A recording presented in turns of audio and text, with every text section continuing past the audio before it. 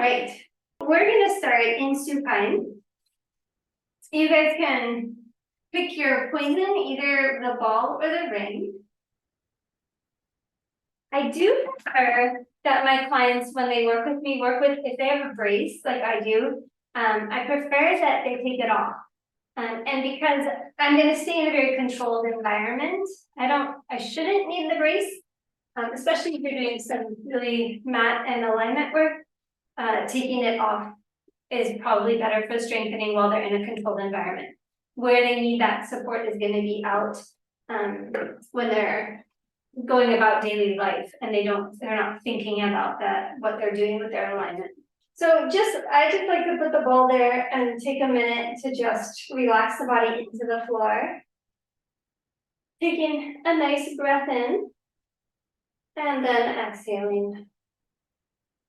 And just really letting the body get heavy into the floor, finding my tailbone relaxing, my shoulder blades, upper back relaxing, the back of my head long.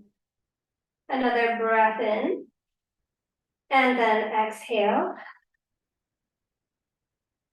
And another breath in. And exhale. So this is already a good place just to observe what's happening. You'll be able to see how much range of motion, of flexion the client comfortably has, especially if you don't dictate how much they bend. So you could even see I don't have as comfortable flexion because I'm not bending it as much as my other side. And that's fine. What I would do is, if they're just not as comfortable and you can get them to bend a little bit more and still be in a pretty comfortable position, I would bend the knees more to get the stiffer one equal with the other. And if not, then I would move the other one out to match the stiff one. So we have the same hook line on both sides. And then from here, we're just going to keep the pelvis heavy and give the ball a little squeeze in. And then release. And this is great exercise, as you guys know. I really love the inner thigh work. And you can do this pretty much from day one after any surgery at the knee, because I'm working the inner thighs. I'm really actually working from the hips. So as long as they're comfortable enough, they can start gently squeezing. So we keep these inner thighs online the whole time. Okay, so I'm going to do about 10 squeezes here. And then I'm going to go ahead and squeeze in with just one. And I like to start with the ball just to get myself going, but then if I want more work and my goal is really strengthening those adductors, I can switch and use the ring. So I can get a lot more work out of my inner thighs here. Okay. So then I'm just doing the one side, pushing in, open, and press. Great. I'll do that 10 times and then hold, and then the other one 10 times.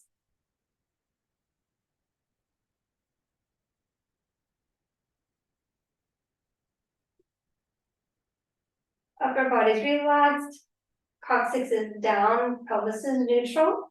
And then I'm going to hold and just pulse in 2, 3, 4, 5, 6, 7, and 8. And then I'm going to relax. So here I have the choice to use the ring or a band. Because of the convenience of the ring, I'm just going to use that. Slide my legs through the ring, or if you're using a band, you can wrap the band around your thighs, just above the knees. And again, you'll set them up so that the legs are even. And then we're going to do the same sequence. I'm just going to press out and release. And press and release. So what are we trying to do here? You guys know already, I'll just say it. We're trying to balance out all the muscles surrounding that knee joint. So we started with inner thighs. Here we're working our outer thighs, which is really what glutes, right, and rotators. And then we also need to work below the knee, right? So we'll get to those as well. You're going to press out with the ring on one leg only, or on the band too. And when I use the band, I take the band and I double it around my legs, the blue band, and double it so I get a nice good work when I do this. And then we'll switch to the other leg, one holding steady, the other one opening.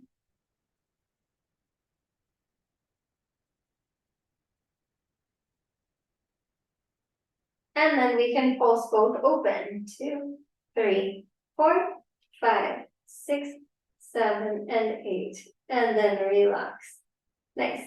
So here, if range of motion was an issue here, we have a lot of choices in order to get more range of motion. So if that was something you were going to work on, one would be to just work on heel slides. So they could be out and sliding up and in, and it's really light on the table, so I'm getting a good contraction as well. I'm going to let the leg slide and pull it back in. So that's one. The other is to take the leg, we'll do one more here, and pull it back in. Obviously, if you have full range of motion, you don't need this. The other is to take the leg up to tabletop. Now, I could leave it in the air if I feel pretty confident, or I could put it against the wall. And then I could just let it slide down and slide up. Right? Slide down and slide up. And if I was at the place where I really wanted to get more and more of that, I could even hook the ring on the edge and over my foot and help it down a little bit. There goes the crutch falling, and Toya's crutch falling. So if you wanted more of that, you could work in that direction, yeah? So, and it should be, I like these ones because they're gravity assisted, right? So gravity is pushing down and does the work for me. I don't have to actively do it. You just want to make sure they can comfortably return from there, if that's the case. Great. So from here, we're going to go into what I call short arc quads. It's super physical therapy exercise, but it's a great one. You can do it lying down, or you can do it seated. If you're going to work seated or on elbows, quite a few choices. The caveat or a contraindication to being seated would be hamstring length, right? So if I'm seated and I'm a tighter hamstringed person, I'm going to actually limit my ability to do the exercise because I won't be able to stretch enough. So I'll be a little bit counterproductive. So I'd encourage people to, if they don't have long hamstrings, to lay down or go on elbows just to give a little more ease of work. And here we're trying to get that medial part of the quad, or the vastus medialis, right, to fire on the inner quad here. And so I'm going to press down and try and lift up the foot. And this is also a really great exercise. I'll show you the next one, straight leg raise or quad set straight leg raise. If somebody has some discomfort at the end of extension, then this is a really nice way to work without feeling that discomfort, because you stay a little bit less out of hyperextension. And if I wanted to make this more difficult, I could take my TheraBand and put it around this ankle and then step on it with this heel, other heel. So now I've got resistance when I go to lift up the foot. Right, so I can create a harder exercise by using the band around the ankle to do that. And so it would create more work for that quad.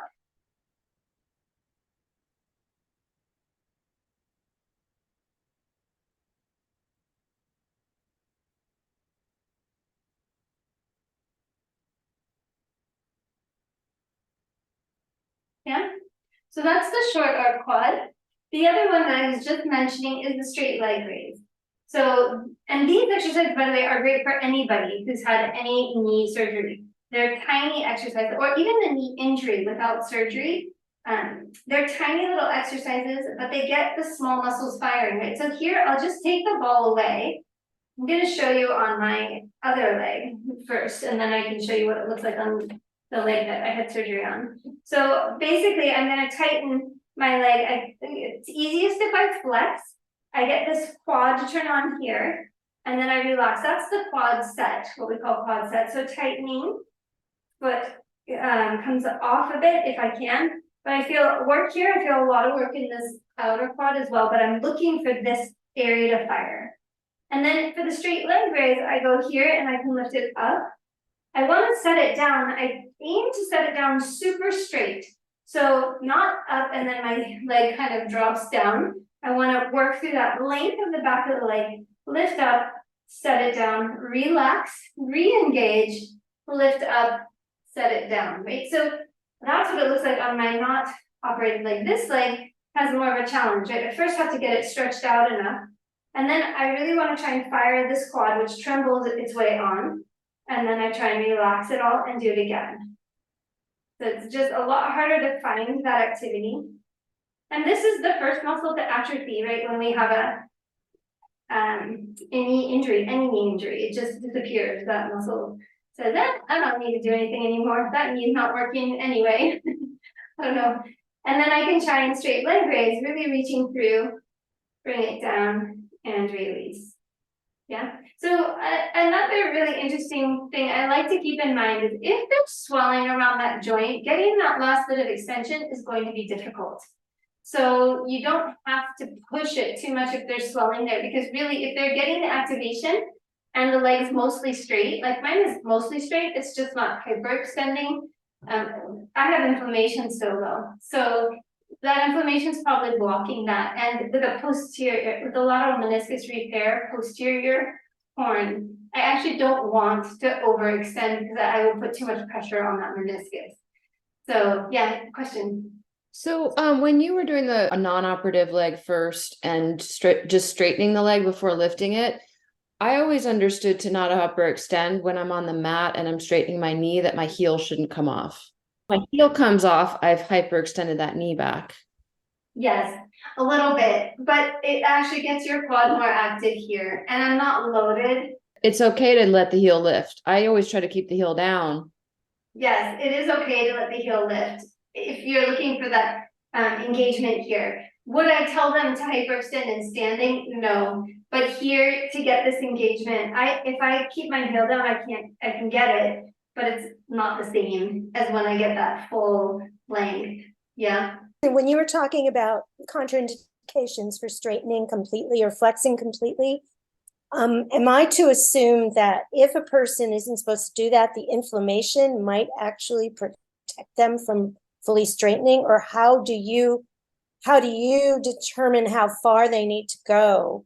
Yeah, so really, and I have to say that I think a lot of people are a little bit uneducated about this, and the doctors don't often write, even on a physical therapy prescription, what exactly the meniscus repair was. So, but if they've had, so ACLs also, they have contraindications for full flexion, right? So they should not actually be flexing too much. They can straighten all the way, but not flex all the way for the first 6 weeks or so. So if somebody were to come so meniscus repairs, posterior horn meniscus repairs, especially lateral, you don't want to overextend at first because that's just pinching down on that lateral meniscus. And if it's been repaired, it's going to flatten it and pull at those stitches, right? So the inflammation in this case is maybe protecting that. I would like it to feel comfortable, but it will get there, and it's pretty close and pretty comfortable here, relaxed. It's just hard to activate. So I really want to work on the activation of the muscle more than the straightening of the muscle. So I wouldn't, in the first 6 weeks, I wouldn't push, in your case, I would never push flexion or extension. The only people that I would push flexion or extension for would be knee replacement people. And they know that they're allowed to push. Knee replacements, you can push. If there's repairs, ACL, PCL, and you don't have that information, for the first 6 weeks, don't push. After 6 weeks, they can do more and more with that range of motion. So I just work in a comfortable range and for muscle activation. But if they say like here, if I do this too much, I get sore. And so that's why this one is so much nicer for me, because I can still work on that activation, but it just makes it so that I don't have so much posterior pressure in the knee. Yeah. Does that help? Yeah. Okay.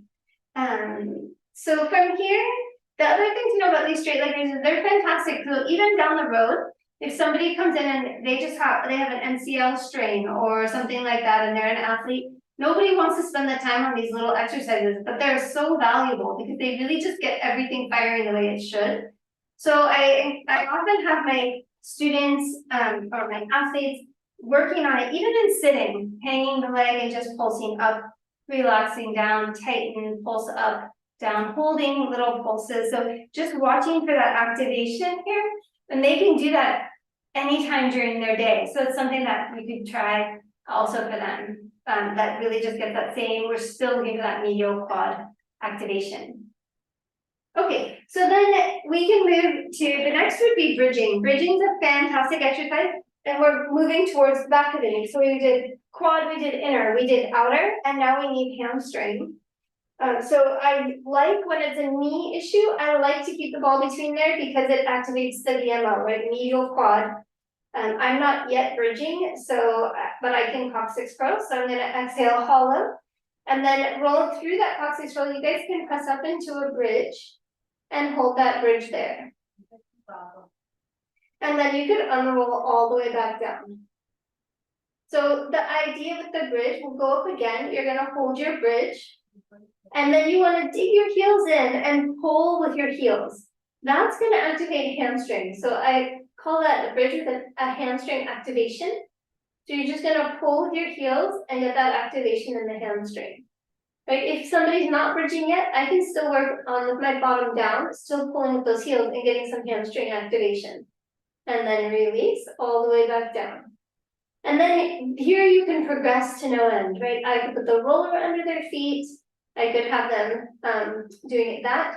I could have them doing single leg bridging. I could have them doing pulses up and down. So many ways. You guys know all these advanced versions of bridging that we could do. Yeah. And then relax. The other version, and the one that I could potentially do, would be feet in the trapeze, so that I have the underneath my thighs, or I could put the big gym ball underneath me and I could bridge up that way. So somebody like me who can't take the weight through the feet, I could have the ball and do that way. Yeah. All right. So let's move on to abs. Why put abs in a knee rehab program? You guys know I don't have to answer that for you. I'm gonna do ab exercises that encourage the legs to work in a way that I think is useful. Here, we're gonna go to double leg stretch. I'm gonna have my hands on my knees to start. I can choose to put the ball between the knees, or I can put it between the ankles. So both cases, I'm gonna actually ask for a little inner thigh activation. Take a breath in, coming up, and then I'm gonna go out and circle around. Exhale out, circle around. Exhaling out, circle coming in, and exhale and out, circle coming in. Right here, we're gonna go in, I'm gonna change the ball, head it between my knees into my ankles, take my hands behind my neck, and exhale. Stretch the legs up to the sky, and bend again. Belly drops, legs extend, and bend again. Now, if this is really challenging, the hands could go behind the thighs instead, and the head could go down, and bend again. Exhaling up, bending back down, and exhaling up. Great, so we're gonna hold the leg up position. What I'm gonna have you try and do is squeeze the ball, rotate from the hips open, and rotate parallel. Rotating open, rotate parallel. Rotate open, so working hip rotators while I'm working those abs. And if you could see what's happening, my legs are actually getting straighter and straighter as I do this. Rotating open, going parallel, rotating open, going parallel, and rotated open, going parallel.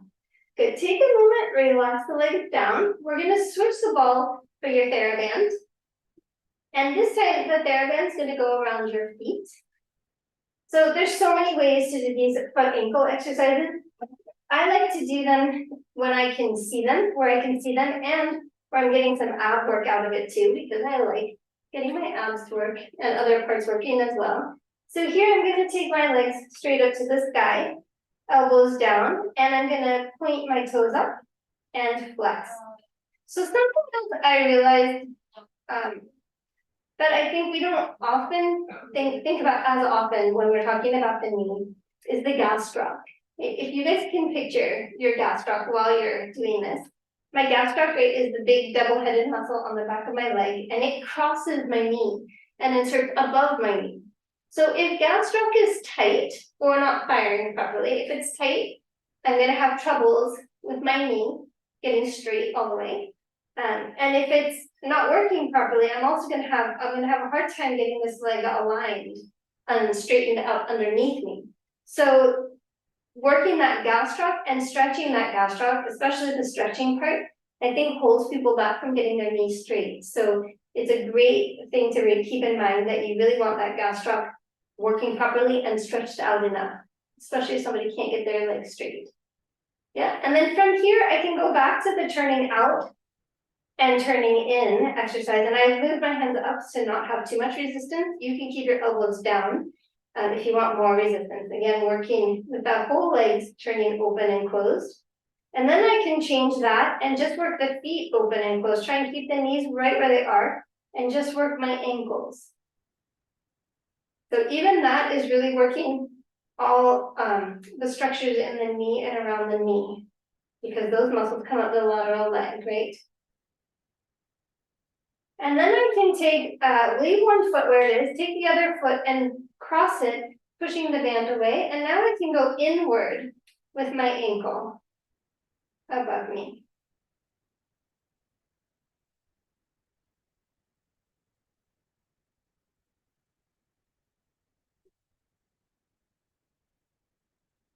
And then I'm gonna switch feet. I like to just put the other foot in, and then I could cross over if I could and do it on this side. So because I can't quite do that yet with my foot, I'm just gonna pull from the side with the band.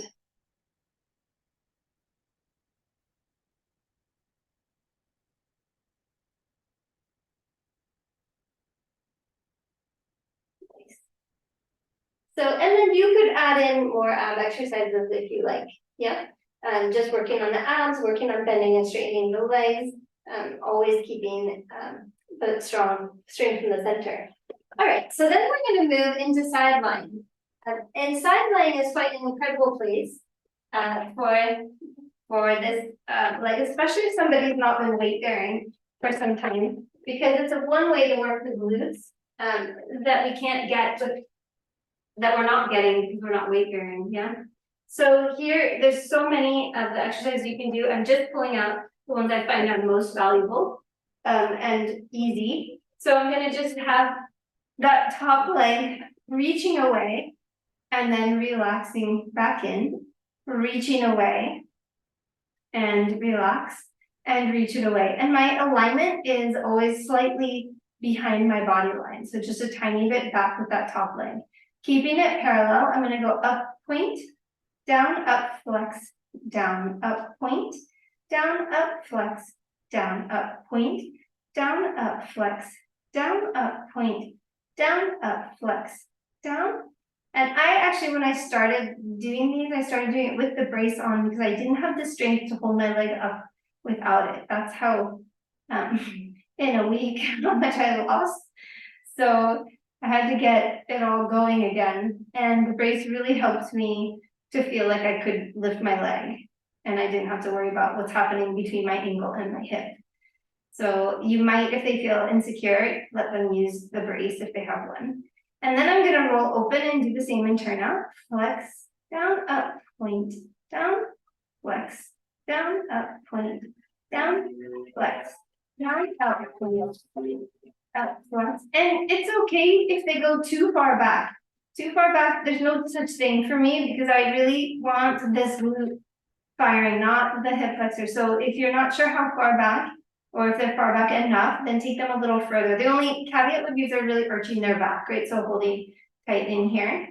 Great. And then I'm gonna keep that leg straight and just do little kicks back, pulsing back. So really, again, looking for that glute. Here, the foot is a slight turnout, which is okay. You could do it parallel. I just find the slight turnout really helps activate a little bit more. And then we'll go to side kick. So flexing forward and pointing back, flexing forward, pointing back, flexing forward, pointing back, and flexing forward, pointing back.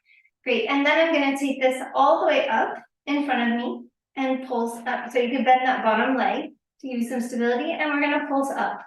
2, 3, 4, 5, 6, 7, 8, circling backwards. And reverse. Now, if this one's too hard, you could do all these circles with the leg out again, but it's not too hard for you guys. And then figure 8. 2, 3, 4, 5, 6, 7, 8, and reverse.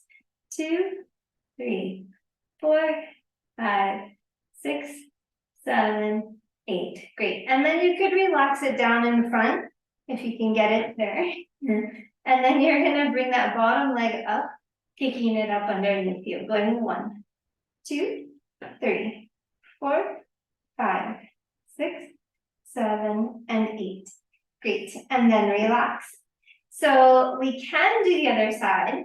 For somebody who's not crutch walking, I would definitely do that. For somebody who's been crutch walking on the other leg the whole time, maybe you don't do the other side. But since you guys have not been crutch walking, we'll do the other side. And I don't want you to be uneven. All right, so here, stretching that top leg up, hip height, and reach it away. And then relax. And reach. And then relax. And reach. And then relax.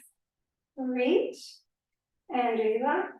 And reach. Good. Holding there. We're going to go up, point, down, up, flex, down, up, point, up, point, and flex, point, and flex, point, and flex, and point, and flex. Turning open, up, point, down, and flex, and point, and flex, and point, and flex, and point, and flex, and point, and flex, and hold. We'll kick back, going 1, 2, 3, 4, 5, 6, 7, 8, and then side kick, flex front, and point, reach, and kick, kick, and point, reach, and kick, kick, and point, reach, and kick, kick, and point, reach, kick, kick, point, reach, kick, kick, point, reach, kick, kick, point, reach, and kick, kick, point, reach. Great. And then we can bend that bottom leg up. Take the top leg out, and you're gonna pulse up. 2, 3, 4, 5, 6, 7, 8. Circle back. 2, 3, 4, 5, 6, 7, 8, and figure 8. 3, 4, 5, 6, 7, 8, and reverse. 2, 3, 4, 5, 6, 7, 8. Great. And then I can bring this leg down. I could leave it down. You could also rotate open. And then we're going to kick up. 1, 2, 3, 4, 5, 6, 7, and 8. And then relax. Yes, very nice. Okay, so then we could go prone. And here we're looking at the glute series. So let's go on to the belly. So again, here, when I first started this, I actually could not lift the leg suddenly. I couldn't lift that leg at all. So I started out with really small exercises. I would tuck my left toes under, push down, and lift just the right leg. Try and keep the pelvis on the table, and then back down on the floor. And I just stay with that side, pressing down with one, and lifting the other. Down, push down with your toes on the other side, and lift. Pelvis stays down, lengthen that leg and lift, stomach tight, up, down, up, down, up, down, up, down, and up, down. Great, and then you could switch. So tucking the toes under, taking the other leg, pelvis level, up, down, down, up, down, up, down, up, down, up, down, up, down, and up, down. Nice. Then I would tuck both toes under. Try and lift the knees off the table. So getting those quads to activate here. And then relax. Both legs, quads tightening. And then relax. And quads tightening. Good. Hold it there. Point your toes. Try and keep both legs floating off. And then we can go down and up. Down with both legs up. Down, up. Down, up. Down, stomach tight, pelvis in the mat. Up, down, up. Hold those legs up. Flutter kicking legs, keeping those legs straight. Kick, kick, kick, kick, kick. Kick, kick, kick, kick, kick. And keep that whole upper body relaxed. Shoulders, neck, head. And relax. Turning the feet out, heels coming together. And trying to click this heel. Lift the knees off the table. Or off the mat and click, click, click, click, click. Click, click, click, click, click. Click, click, click, click, click. Click, click, click, and relax. Great. If they can bend their knees to 90 degrees, you're going to have them bend and bring their heels together. And here you could just gently squeeze and release, trying to get those glutes online. Squeeze glutes and release. Squeeze glutes and release. Squeeze and release. And squeeze, release. You're going to squeeze and hold and press up. 2, 3, 4, 5, 6, 7, and 8. And then relax those legs down. Great. From here, I love to move into quadruped. So I'm going to take my hands underneath. If they're advanced enough, you could tuck toes under and come up to plank. If they're not weight bearing, you could tuck toes under, come up onto one leg, hovering the other one. And then from here, coming into the quadruped position. So for me, I am not taking weight on this knee, kneeling. So I'm just going to have do all the work on one standing and one moving. So here I'm going to wrap the shoulders around my nice neutral position, and then stretch out my leg. Try and keep the body really, the pelvis really square, the body centered, and lots of energy moving backwards, so that my front body is really light. In fact, I can come up to my fingertips and almost hover there without any weight at all. So I'm really working and focused on this back end for these exercises. And then I'm going to keep that leg pointed at the ground and pulse up and down, really steady. Try to keep that pelvis level, so it's very much glute and hamstring and not back work. Great. Stomach tight. Help me stay. Down, up, down, up, down, up, down, up, down, up, down, up, down, up, and down. Great. Then I'm going to bend it in underneath me, and I'm going to do a side clam. So opening it and bring it back. Open it and bring it back. And I'm trying really hard, but I see a lot of these people leaning to the side here. I want to try and keep my weight even on both hands. It's super challenging. Open, open, and open. Nice job. And then relax. So here you could go ahead and switch sides. Stretching out the leg. Great. And then you're going to lift it up. Good. Really check in that pelvis stays level. I like to flex the foot back.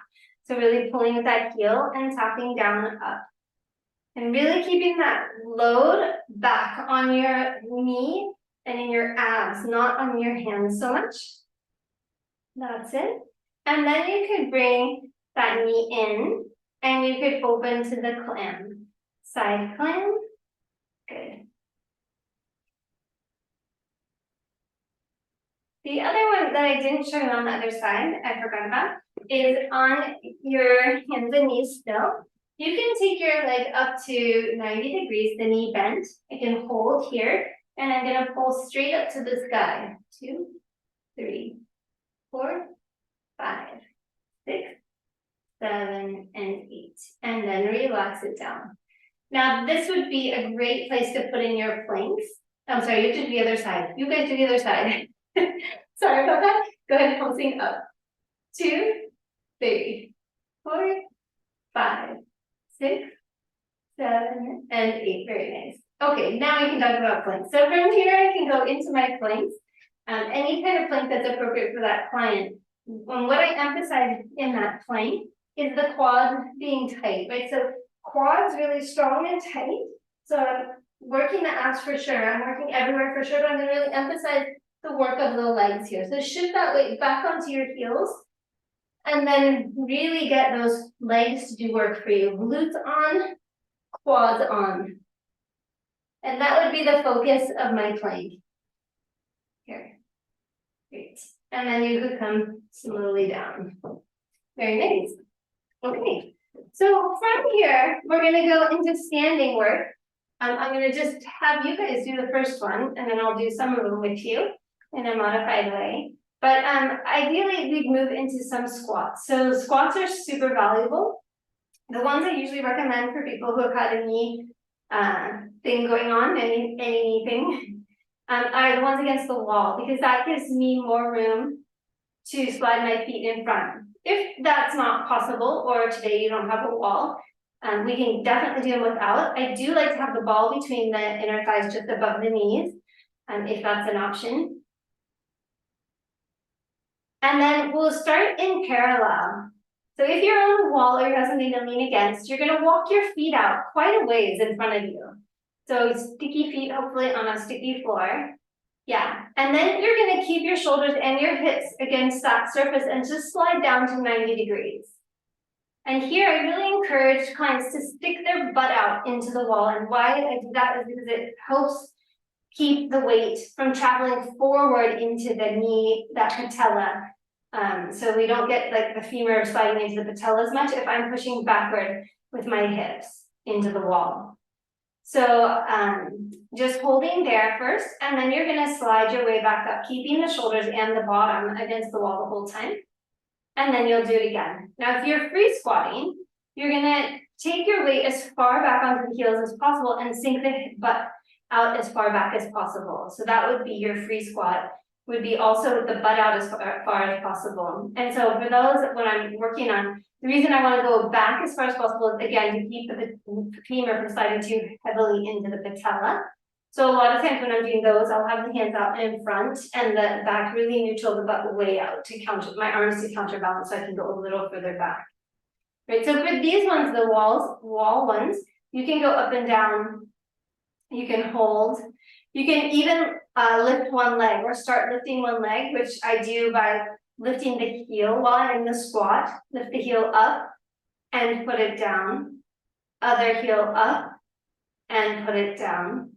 And then I just alternate that way. And obviously, if there's a weaker side, I would actually spend more time on the weaker side.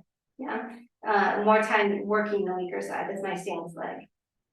Yeah, and then you could take that squat either on the wall or off the wall, either way, with a little wider stance and a little turnout. So here the ball doesn't usually stay, but you could have a little wider turned out stance, and then you could work down into that squat. So again, initially starting against the wall. This one's a little easier as a free squat than the parallel one. So this might be a good one to try first as a free squat if you were headed that direction. Yeah, so going down, hips out the back, good. And back up and down, sinking back with those hips and up and back, down and up and back and down and up. Very nice. Okay. All right, so then we could go to calf raises.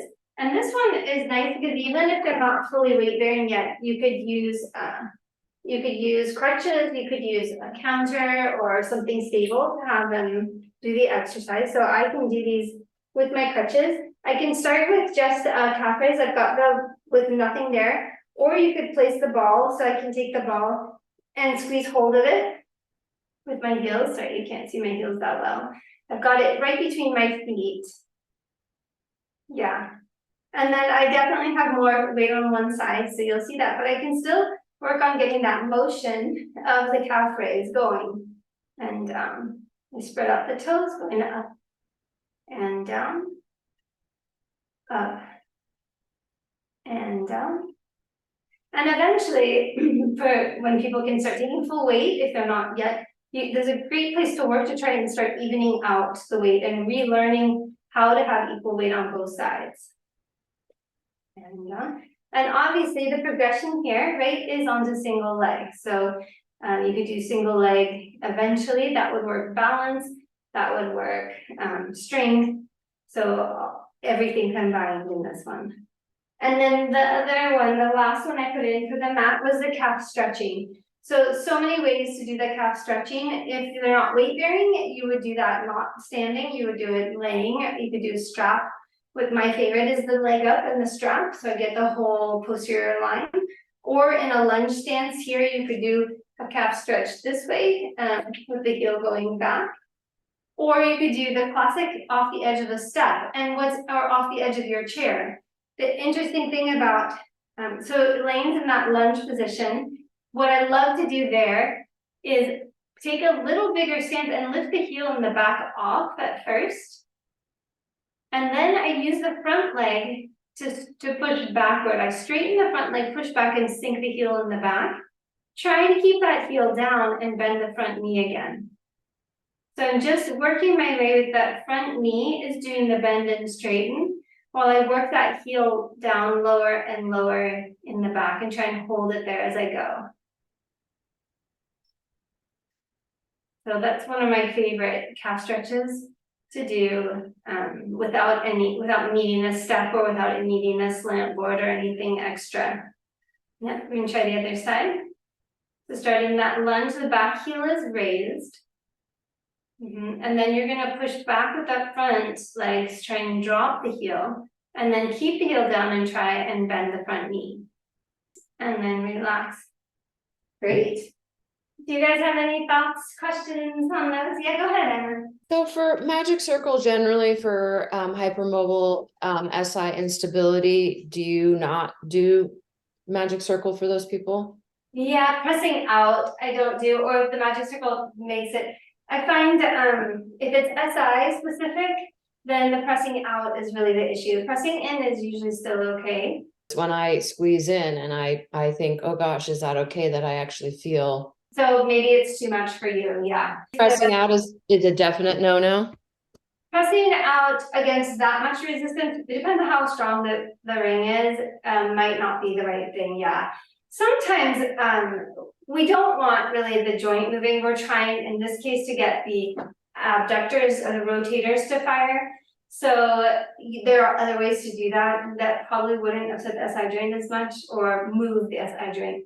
Sometimes though, on the flip, I find that if the SI joint's dysfunctional or having a moment of being out of alignment, pushing in and pushing out can really, actually pushing out can help it open so that it resets itself. So, but if somebody is feeling good and they're just unstable back there, I probably wouldn't choose that one. That is something though that you're going to grapple with if you have to be, and you probably experienced this already, but if you have to be weight bearing on one side more than the other for a period of time, SI joint's the first thing to just get angry and flare up. In fact, that has been my personal experience. So similar concept. If you're doing all that sideline work and you have a TheraBand around your knees, that's not ideal for SI person. Maybe not, no. Just free leg is better and okay, or that's still free stressful? It could still be sensitive, but less so because there's not so much resistance on it. Yeah. So it has to do with the amount of resistance and pressure. But then again, there is this thought. So sometimes I feel like, and this is what I tell my runners too, and it seems like it's off topic, but the SI joint has to toughen up a little bit at times. So if what we're doing, if we can work through there's a sense that we can work through it and get through it and it will get better. and stronger, then we're actually accomplishing something. So if that's the goal, we might have to work through, but slowly through, if we have the choice. In my case, for example, I was on crutches. I couldn't back off being on crutches, or I was just gonna sit, which actually isn't fantastic for my SI joint either. And so I just was like, well, I'm gonna have to get stronger. And so sure enough, I did work to try and help it be as aligned as possible, but it's never gonna be aligned when I'm just on one leg for 6 weeks. So I knew that so I started working all that glute work and the sideline work only on this leg, because this is my standing leg. And I knew that in a little bit, my body would figure it out. It happens every time I stop running and start again. It happens to people who don't have a very sensitive SI joint, and they want to start running or doing jumping activities. I see it all the time. There's a certain amount of, is this something I can work through and get stronger and then hold together? And so I do tend to work through it in some situations, but I wouldn't still do big pressing out work. I would do things that are smaller, less weighted, to try and stabilize it as I'm doing that activity that I want to try and do. Same focus, but moving it into V squeeze, you're turning out, and you like to do that a lot, and you have SI stuff. Mm-hmm. And Gloria says, don't turn out. Turnout's terrible. Because it pulls, because of where the rotators are attaching to the sacrum. She and I probably should have a conversation about that, why she doesn't like the turnout, other than I think because the rotators actually pull on the sacrum. And they pull more than glute medius, just because of their insertion or their attachment points. So turning out, you really engage the hips and at the throat, you engage the trochanters, and so you're really shortening and really giving them a lot of power where they can pull that sacrum out of place. But I find that if my sacrum is not in place or a sacrum is not in place, and I turn out and activate both sides at the same time, a lot of times I can pull that sacrum back into place. I was curious about, this is switching to knees and arthritic knees where there's a lot of loss of cartilage. How much work into straightening do you do, or is that individual as well, depending on where the wear is? But I have a couple of people who are pretty much bone on bone, and their knees make a lot of noises as they move through the range of motion, and I'm just wondering how much to push straightening. Yeah, I think what you're looking for at that point is function. So I do push straightening, I do activate, I want to see that activation. And here's the deal, is with arthritis, there's nothing anybody can do about it until, there is. We can strengthen around and take pressure off. They can, if they're overweight, they can lose some weight. And there's research that shows that if people who are overweight lose weight, then the pain goes away in the joints. That even if they're arthritic, just because there's so much less load on the joints. So all of those things are important, and all of that strengthening work can totally help really postpone the need. But it's a pain versus function deal that we're after that. So if they're gonna probably have some discomfort and pain, you working with them is gonna help lubricate that area. And so you can do as much as they are willing to do.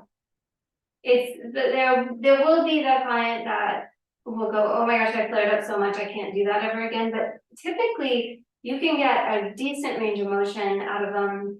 I've had clients where it just gets so bad that they can't straighten, like the bones, the structure isn't there for them to straighten all the way, but I still have them activating that quad, trying to keep them as even as possible side to side. So, but Dan Jacobs in our talk in the breast country, he mentioned his knee. And we can talk about this in the pain one too, but he's right. Like, it's a matter of focusing on the pain or focusing to not have the pain. And it's not that you can always make that choice, but there's work you can do also to decrease the pain, and then you can work with that knee as long as they can tolerate. Or anybody can work with it as long as they can tolerate it. And then when they can't, then they have it replaced. And so, yeah. There's my small dog.